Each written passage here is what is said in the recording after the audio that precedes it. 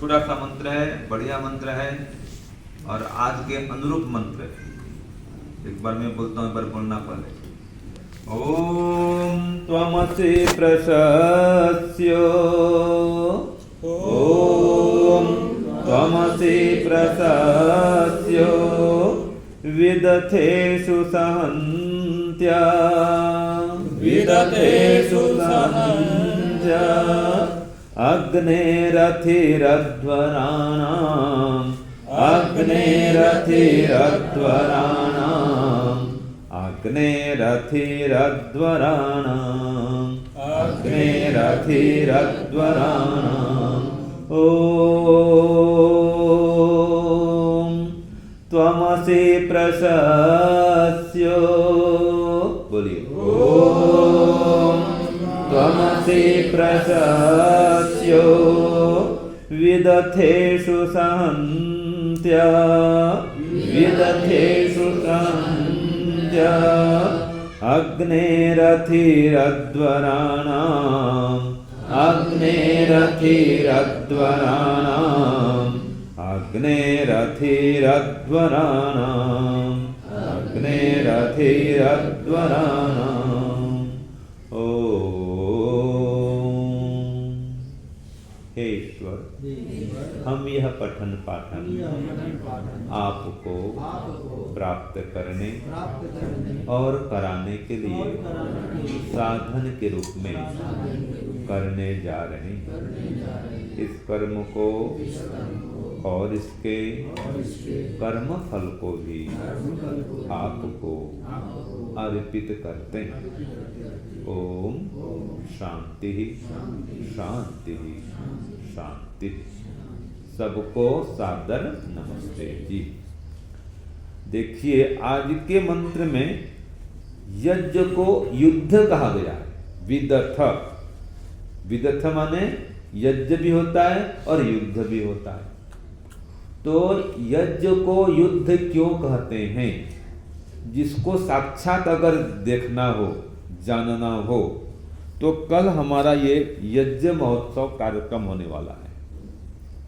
महात्मा प्रभुआश्रित कुटिया सुंदरपुर दर्शन योग महाविद्यालय में पूज्य स्वामी आशुतोष जी के नेतृत्व में यह यज्ञ संपन्न होगा। आपको उनका आशीर्वचन भी मिलेगा, मेरा भी उपदेश मिलेगा और हमारे जो ब्रह्मचारी गण हैं, जो गुरुकुल बरौना से आए हुए हैं, बाल गोपाल हमारे, उनके भी दर्शन होंगे, उनका पुरुषार्थ देखने को मिलेगा और आपको पता चलेगा कि यज्ञ को युद्ध क्यों कहा गया है। हमारे जो दर्शन योग महाविद्यालय के ब्रह्मचारी हैं, वे विद्वान बन रहे हैं, उनकी प्रतिभा आपको देखने को मिलेगी। तो इस प्रकार से आज का जो मंत्र है वो इसको हम कल सिद्ध कर देंगे, आज के मंत्र को। ठीक है जी। तो ये यज्ञ महोत्सव में हमारे सिद्ध हो जाएगा। हाँ, आज के मंत्र को हम कल सिद्ध करेंगे कि यज्ञ को युद्ध क्यों कहा गया है और ऑनलाइन देखने वाले देख भी लेंगे कि इसमें यज्ञ में युद्ध समान तैयारी करनी पड़ती है। हम तो कई दिन से लगे हुए ही हैं। विभिन्न प्रकार की औषधियां, वनस्पतियां, जड़ी बूटी, विशेष संस्कारित घृत, गौ घृत, उच्च क्वालिटी का। ठीक है जी। तो इसका जो प्रयोग है, आप सब बच्चे भी देख रहे हैं, साफ सफाई, हवन कुंड बनाना, समिधा का निर्माण, सामग्री का निर्माण, विशेष कार्य, यजमानों की तैयारी, उनके पोशाक भी, उनकी वेशभूषा भी, विशेष यज्ञीय वस्त्र। जैसे कि आते हैं युद्ध में ना जी, तो युद्ध में जाने से पहले उनका ड्रेस अलग होता है कि नहीं? देखो आर्मी को, फौजी को कैसे ड्रेस पहनते हैं जी, है ना? राजा महाराजा लोग जाते थे युद्ध करने के पहले, वो क्या कहते, कवच, कवच, कुंडल और तलवार, भाला और हाथ में वो करवाल, ठीक है, एकदम सुसज्जित होकर के युद्ध में जाते थे। तो हम भी शुरुआत से, ठीक है, घृत पात्र से, दीपक से, यज्ञ के साधन जो हैं संपन्न करने के, उन सबके साथ में वहां उपस्थित होंगे। बिना साधन के साध्य नहीं मिलता, बिना अस्त्र शस्त्र के युद्ध पर विजय नहीं प्राप्त कर सकते। तो ऐसे ही शुद्ध घी, शुद्ध हवन सामग्री, विधिवत यज्ञ, विधिवत मंत्र का उच्चारण, इसके बिना यज्ञ में भी सफलता नहीं मिलती।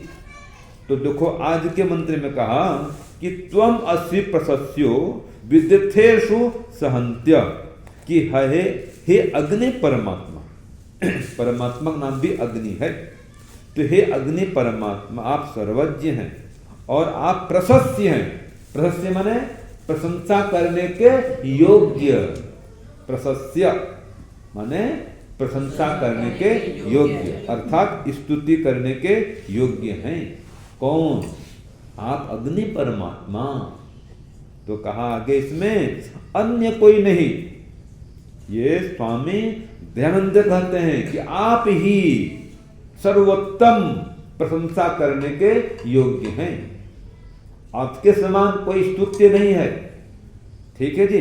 तो कहा आगे देखो विद्यथेषु, ये कि यज्ञ और युद्धों में आप ही स्तोतव्य हो। तो दूर से क्या गया ना, विद्यथेषु, यज्ञ और युद्धों में आप ही स्तुति करने के योग्य हो। तो विदथ माने क्या हो गया? यज्ञ भी, और विदथ माने युद्ध भी। देखो आज के मंत्र में आए, ये शब्द प्रमाण है। ठीक है जी। तो कहा आगे कि जो तुम्हारी स्तुति को छोड़कर अन्य जड़ आदि की स्तुति करता है, देखो फिर आ जा रहा है, उसके यज्ञ तथा युद्धों में विजय कभी सिद्ध नहीं होता। हो गया स्पष्ट कि यज्ञ और युद्धों में विजय नहीं हो सकता बिना ईश्वर की सहायता के, बिना ईश्वर की कृपा से, बिना ईश्वर की स्तुति से। और ये भी याद रखिए, जो युद्ध है ना जी, इसका असली जीत हार कब होता है? जैसे आप कबड्डी खेलते हैं, कभी कबड्डी खेले हैं जी? उसमें क्या होता है जी, कभी इधर वाले एक व्यक्ति मर जाता है, एक इधर वाला मर जाता है, फिर एक जिंदा होता है, फिर ये जिंदा होता है, चलते हैं ना पॉइंट से आगे पीछे होते रहते हैं। तो ये जो बीच की जीत हार है, उसको अंतिम जीत हार नहीं माना जाता। जब समय पूरा होगा, विजिल बज जाएगी, सीटी बज जाएगी, बोलो भाई बस, गेम ओवर, जो एक पक्ष होगा वो जीत जाएगा, ये विजयी है, उसको मानते विजय होना। ठीक है। तो जीवन एक संग्राम है, यज्ञ एक संग्राम है। तो संग्राम की सफलता अंतिम में दिखती है। यज्ञ करेंगे, यज्ञ हमारा सफल हो जाएगा, हम युद्ध जीत गए। यजमान बनेंगे, उनको संकल्प कराएंगे, दैनिक अग्निहोत्री बनने के लिए प्रेरित करेंगे, यज्ञ का प्रचार प्रसार करेंगे, यज्ञ का प्रभाव बढ़ेगा, वायुमंडल शुद्ध होगा, पर्यावरण पवित्र होगा, रोगाणु कीटाणु विषाणुओं का नाश होगा, गुरुजनों का, आचार्यों का, विद्वानों का आशीर्वाद मिलेगा, आध्यात्मिक संस्कार जागेंगे, जन्म जन्मांतर के कुसंस्कार दबेंगे। हाँ, यज्ञ के अग्नि में बहुत शक्ति है। आप इसको देखने मात्र से मन पवित्र होता है। आप देख लेना, यज्ञ कुंड में अग्नि जलती हो और उसको आप देखते रहो, क्या उस समय कोई पाप भावना आती है? नहीं आती है। कोई गलत चित्र देखो, गलत फिल्म देखो, तो मन में गलत भावना आती है। लेकिन यज्ञ कुंड को देखो, अगर यज्ञ शांत हो गया तो भी यज्ञ कुंड में के बैठ जाओ, अग्नि भले बुझ चुकी है तो भी यज्ञ कुंड देखो, आपके अंदर सात्विक भाव जागृत होंगे, है कि नहीं? तो यज्ञ की सफलता है, इसके माध्यम से उत्तम स्वास्थ्य की प्राप्ति होती है, पिंड में भी और ब्रह्मांड में भी। आज ब्रह्मांड का भी स्वास्थ्य बिगड़ा हुआ है कि नहीं? ये ओजोन परत में छेद हो चुका है। अब उस छेद से अल्ट्रावायलेट किरणें आती हैं, उसको कौन भरेगा जी? किसके पास हिम्मत है बताओ? इसकी शक्ति है यज्ञ में, उसको भरने की शक्ति। यज्ञ की धुआं से यज्ञ के धुआं से हम उसको बंद कर सकते हैं, इतनी शक्ति है। तो इसलिए कहा है ऋग्वेद में कि मां यज्ञादिंद्र सोमिनः, ठीक है, मांतः स्थूर्णो अरातय, मंत्र याद है, मां प्रगाम पथो वयम मां यज्ञादिंद्र सोमिनः मांतः स्थूर्णो अरातयः मांतः स्थूर्णो अरातयः। तो इस मंत्र में कहा है मां यज्ञादिंद्र सोमिनः, हे सोम परमात्मा, हम कभी भी यज्ञ आदि को, श्रेष्ठ कार्य को छोड़ करके न चलें। एक अर्थ यह है, मां यज्ञादिंद्र सोमिनः, हे सोम परमात्मा, हे ओम परमात्मा, हे व्योम परमात्मा, हम कभी भी यज्ञ को और आपकी आज्ञा को छोड़ करके नहीं चले। ठीक है जी, तो आपकी आज्ञा क्या है? यज्ञ करो। कल भी मैंने कहा था यजस्व वीर, वेद का मंत्र है, इसका अंश है कि हे मनुष्यों तुम यज्ञ करो। यज्ञ करने वाला वीर होता है, युद्ध करने वाला भी वीर होता है कि नहीं? वीर कर्म है यज्ञ करना, युद्ध करना, सामान्य कर्म नहीं है। तो हमारा जो कल का यज्ञ है वो 1 क्विंटल शुद्ध गौ घृत से यज्ञ संपन्न होगा, विराट यज्ञ है। तो आप सबको हम इसमें आमंत्रित करते हैं। 40 यजमान तो पूरे हो चुके हैं और भी वेटिंग में और हैं। 40 यजमान तो पूरे हो चुके हैं 5 सत्र में।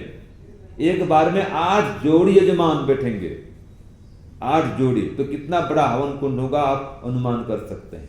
8 बाई 8 का, एक साइड में 4 जोड़ी बैठेंगे, इतनी गहरी। हाँ जी, एक साइड में 2 जोड़ी, 4 व्यक्ति। तो ये विशाल यज्ञ है। तो इसके माध्यम से हम ईश्वर की उपासना करते हैं। तो परमात्मा कहते हैं यज्ञो ही त इंद्र वर्धनो भूत, कि हे जीव यज्ञ ही तुझको बढ़ाने वाला है। कितना अच्छा से देख लो, यज्ञ ही तुझको बढ़ाने वाला है। ईश्वर कहते हैं भाई, हम नहीं कहते, ईश्वर की वाणी है। ऋग्वेद 3:32-12 ये प्रमाण है। इसलिए यज्ञस्य प्रविता भव, हे मनुष्यों तुम यज्ञ की रक्षा करो, यज्ञ को बढ़ाओ। यज्ञ को बढ़ाएंगे तो आप खुद बढ़ेंगे। तो देखो आगे कहा है कि इस मंत्र में कहा सहंत्य, कि जो इस प्रकार यज्ञ करता है ना जी, वो शत्रुओं का संहार करने वाला होता है। कई प्रकार के शत्रु हैं, अंदर के शत्रु, बाहर के शत्रु। ये जो वायु अशुद्ध हो रही है, ये अशुद्ध वायु भी शत्रु है कि नहीं बताओ? शुद्ध वायु प्राण है, जीवन है, और अशुद्ध वायु जीवन का विनाश करने वाली है। एक जगह लिखा था, हम जब पढ़ते थे रोजड़ में, दर्शन योग महाविद्यालय रोजड़ गुजरात, तो बीच बीच में कोई सेवा कार्य में हमको आचार्य जी भेजते थे, अहमदाबाद जाओ भाई पुस्तक छपाना है, और कई काम होते थे। तो वहाँ पर एक रिलीफ रोड है, तो वहाँ लिखा था उनकी भाषा में, मैंने गुजराती में, कि अहमदाबादियों मरसो अने पर्यावरण प्रदूषण तमने मारसे। क्या समझे इसका अर्थ? कोई समझे? अहमदाबादियों मरोगे, इसका अर्थ ऐसा है, वहां लिखा है, भाई मैं नहीं कह रहा हूं।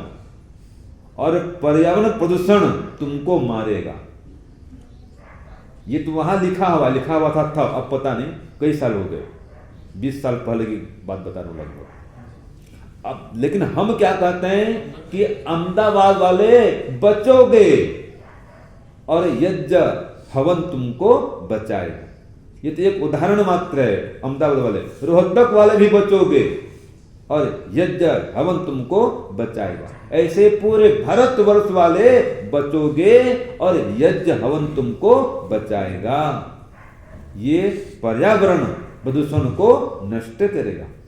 तो इसलिए हर घर यज्ञ होना चाहिए, घर घर यज्ञ होना चाहिए, और ऐसे बड़े बड़े यज्ञ का अनुष्ठान हर गांव में होना चाहिए।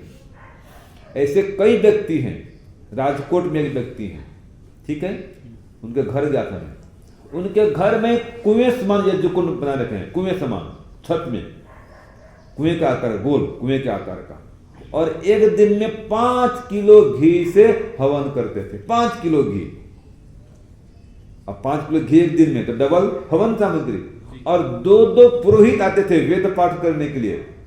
हाँ, और जब यज्ञ पूरा होता था एकदम पसीने से तर बतर से नहाते ऐसे उतरते, यज्ञ कुंड से आते थे। साक्षात युद्ध है, देख लो कितनी तैयारी करनी पड़ती थी। आप लोग भी कल से आए हैं, गुरुकुल कोरोना वाले जब से आए हैं कर रहे हैं तैयारी ना भाई, हवन सामग्री तैयारी, और दिन से सुबह से हम तैयारी कर रहे हैं हवन सामग्री की, घी की। उधर यज्ञ कुंड बन रहा है, टेंट वाला आ गया, भोजन वाले भोजन की व्यवस्था में लगे हुए हैं। कितनी सारी तैयारियां करनी पड़ती हैं, तब जाकर के सफलता मिलती है। इसलिए उसको यज्ञ को युद्ध कहा गया है, सामान्य काम नहीं है। 100 किलो घी को संस्कारित करना विशेष जड़ी बूटी से, केसर से, जावित्री से, जायफल से, सामान्य बात नहीं है। 200 लीटर किया था। हाँ, 100 लीटर घी तो प्रयोग करेंगे, और 100 लीटर जो हमारे सहयोगी पहले ऑर्डर किया, हम भी ये प्रयोग करेंगे, तो 200 किलो घी से हम इसका निर्माण संस्कार किए, या 200 किलो घी का संस्कार किए। तो बहुत बड़ा कार्यक्रम है, इसको कहा गया है युद्ध है। इसलिए तो देखो आगे स्वामी जी लिखते हैं कि रथी ही, 3 बार स्वामी जी ने प्रयोग कर देखो, रथी ही कि अध्वरों अर्थात यज्ञ और युद्धों में आप ही रथी हो। अध्वर माने भी यज्ञ और युद्ध। कल मैंने कहा था आपको ना, अध्वर माने यज्ञ, तो देखो आज क्या लिखते हैं, यज्ञ और युद्धों में। तो अध्वर माने भी यज्ञ होता है, और अध्वर माने भी हिंसा होती है, सॉरी युद्ध होता है।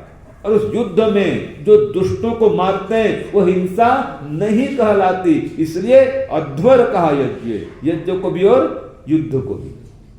युद्ध करने से जो देशभक्त, देश के रक्षक, राष्ट्रभक्त सैनिक हैं, वो आतंकवादियों का सफाया कर रहे हैं, उसमें कोई हिंसा नहीं है। इसलिए युद्ध को भी अध्वर कहा गया है। वो तो पुण्य कमा रहे हैं जी, देशवासियों की, हमारे देशवासियों की रक्षा कर रहे हैं। तो इसलिए देखो यहां पर भी कहा अध्वर माने भी यज्ञ और युद्ध, और विदथ माने भी यज्ञ और युद्ध। 2 प्रमाण मिला। ये शब्द प्रमाण है, ईश्वर की वाणी है, आत्मवाणी है।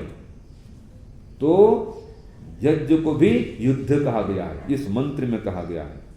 फिर आगे स्वामी जी लिखते हैं कि हमारे शत्रुओं के योद्धाओं को जीतने वाले हो हे ईश्वर आप। मन वास्तव में ईश्वर ही जिताने वाले हैं और विजय दिलाने वाले हैं। तो ईश्वर को रथी कह दिया कि आप ही हमारे रथी भी हो, और यज्ञ की भी रथी हो। रथी माने यहां पर क्या लेंगे, सूत्रधार। तो इस यज्ञ के असली यजमान और असली ब्रह्मा स्वयं तो ईश्वर ही हैं। इस यज्ञ के मुखिया, यज्ञ के मालिक, यज्ञ के मूल प्रेरक कौन है, स्वयं ईश्वर है। वेद में कहते हैं ऐसे यज्ञ करो बड़े बड़े, हम कर रहे हैं। तो इस यज्ञ के रथी, जैसे युद्ध में रथी होता है, जानते हैं बच्चों, रथी और सारथी में क्या अंतर होता है, बताओ कोई जानता है तो। रथी माने क्या, सारथी माने क्या, नहीं बता पाओगे।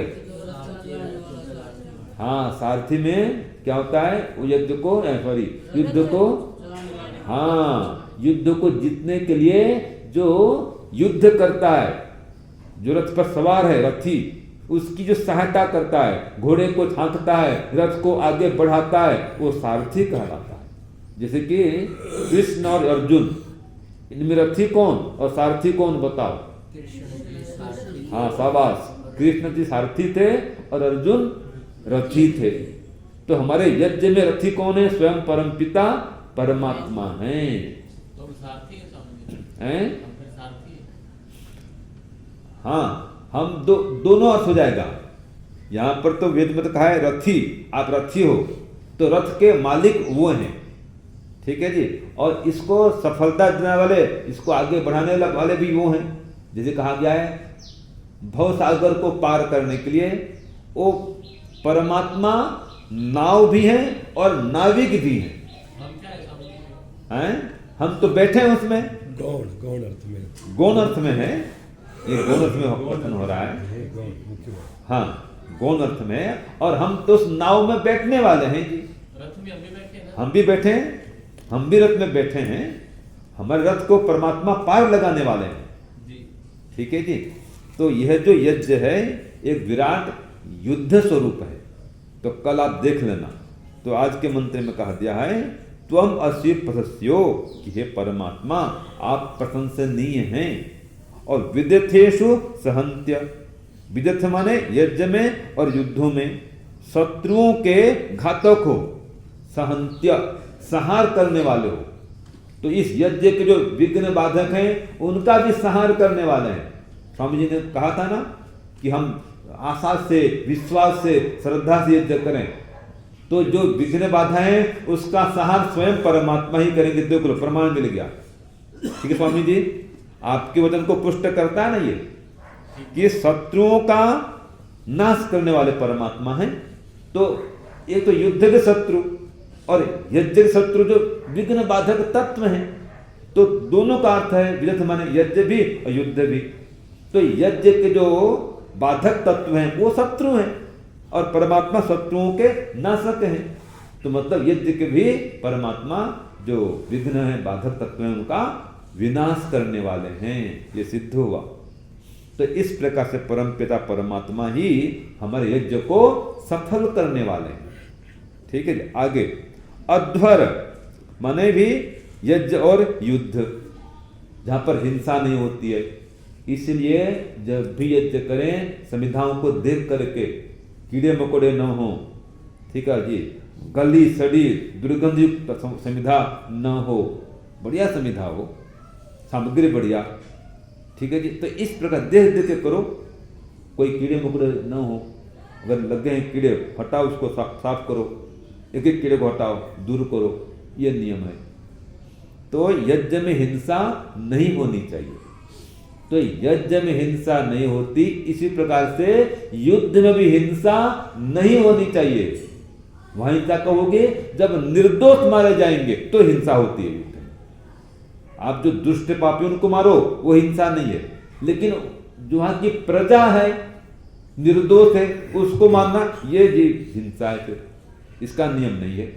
जो युद्ध में लड़ने आए सैनिक उनको मारो, ठीक है, उसमें हिंसा नहीं है। और आप बम गिरा दोगे गांव में, बस्ती में, वो तो युद्ध नहीं कर रहे हैं, वो हिंसा है, वो पाप है, ठीक है। तो इस प्रकार से यज्ञ में और युद्ध में दोनों जगह पाप न करें, हिंसा न करें।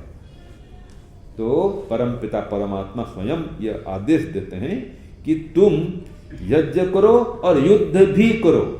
अब देखो, कल हम गए थे एक जहाँ के सम्मान के योग्य अच्छे व्यक्ति हैं, उनको निमंत्रित करने गए थे, प्रतिष्ठित व्यक्ति हैं। तो उनके पास गए, उन्होंने कहा कि स्वामी जी युद्ध का समय है। क्या कहा उन्होंने? युद्ध का समय है। मैंने कहा हाँ, समय युद्ध का है, तो हमको तैयार रहना पड़ेगा। यज्ञ भी युद्ध है और वो युद्ध भी एक यज्ञ है। युद्ध को भी यज्ञ कह सकते हैं, जिसका परोपकार होता है, दुष्टों का नाश होता है, वो यज्ञ है। युद्ध भी यज्ञ है, यज्ञ भी युद्ध है।